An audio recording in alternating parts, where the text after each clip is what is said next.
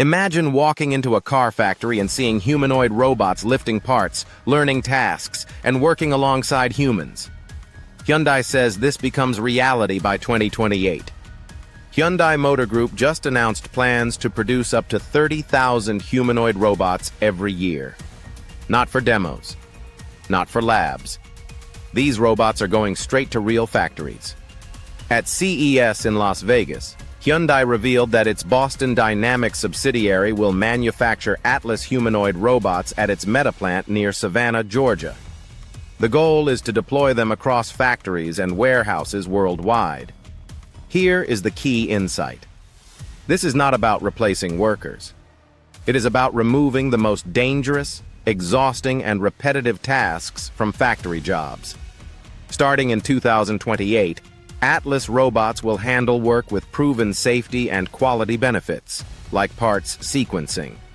By 2030, Hyundai expects them to help assemble vehicle components. Over time, they will take on heavier loads and repetitive motions that lead to injuries and burnout. Quick pause. If this kind of real-world AI matters to you, like the video, subscribe for weekly updates and comment on whether you would trust a humanoid robot on your factory floor. Atlas has been in development for more than a decade. It can lift 110 pounds, operate autonomously, and be trained for most tasks in under a day.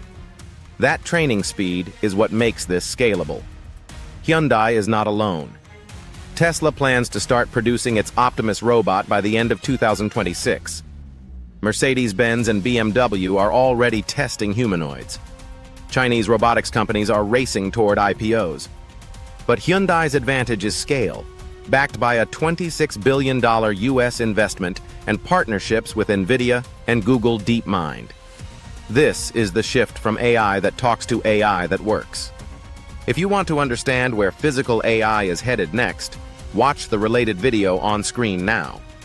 Subscribe for more practical AI insights and stay ahead of what is coming.